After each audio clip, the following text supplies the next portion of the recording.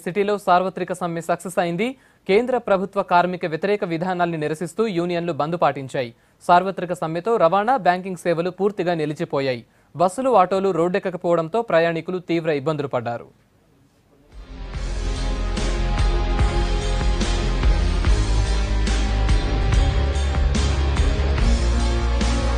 కార్మిక చట్టాల్లో మార్పులు తేవాలన్న కేంద్రం నిర్ణయాన్ని వ్యతిరేకిస్తూ కార్మిక లోకం కదం తొక్కింది.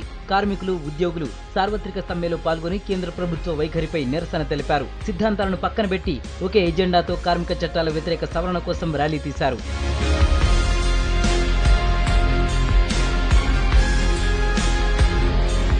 తొమ్మిది కార్మిక సంఘాలతో పాటు ఆటో యూనియన్లు, ఆర్టీసీ కార్మిక సంఘాలు, బ్యాంక్ ఉద్యోగులు, లారీ, క్యాబ్ అసోసియేషన్స్ బంద్లో పాల్గొన్నాయి. సమ్మెతో జనజీవనం పూర్తిగా స్తంభించిపోయింది.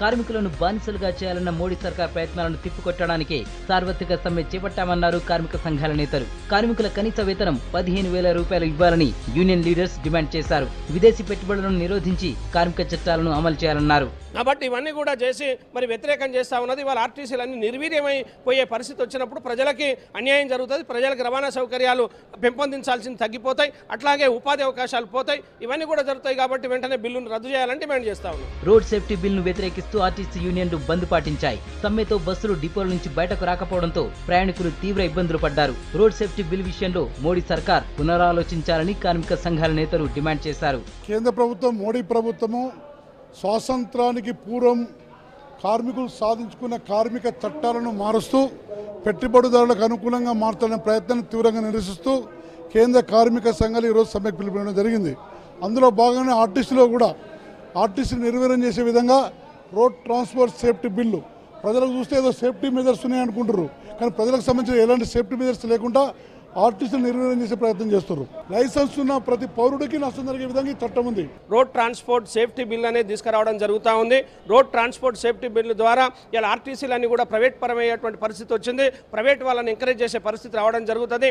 ఆర్టీఏ డిపార్ట్మెంట్లన్నీ కూడా కేంద్ర ప్రభుత్వ విధానంలో ఉంటాయి. అక్కడ ఒక రెగ్యులేటరీ సంస్థను నిర్మించి దాని కింద పెట్టేసి ప్రైవేట్ వాళ్ళతోటి లైసెన్స్ జారీ చేసే విధానం కావచ్చు, పర్మిట్ల విధానం కావచ్చు పెట్టడం జరుగుతూ ఉంటుంది.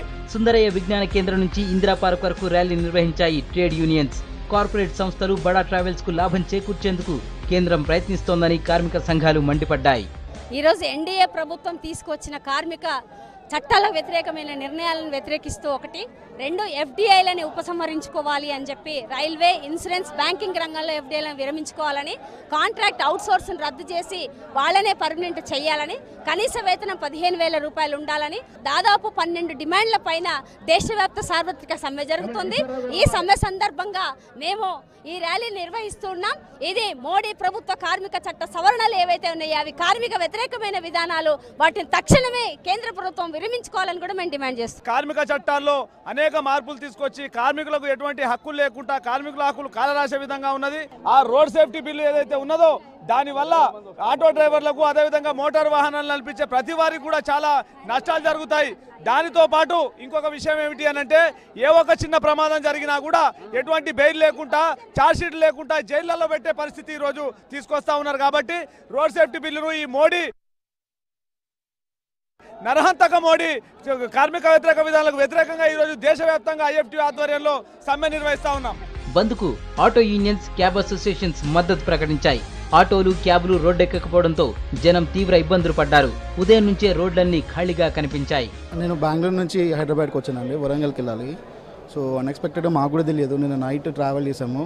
ఇక్కడికి వచ్చేసరికల్లా మొత్తం బస్సెస్ అన్నీ కంప్లీట్గా బంద్ అయి ఉన్నాయి. సో ఇప్పుడు బయట ట్రాన్స్పోర్టేషన్ కూడా ఏం లేదు. సో దాని గురించి అని చెప్పి మార్నింగ్ అరౌండ్ 7 o'clock వచ్చాము. 7 నుంచి ఇప్పటిదాకా అసలు ఒక బస్సు లేదు, బయట వెహికల్స్ కూడా ఏం లేవు. వరంగల్కి వెళ్ళాలి.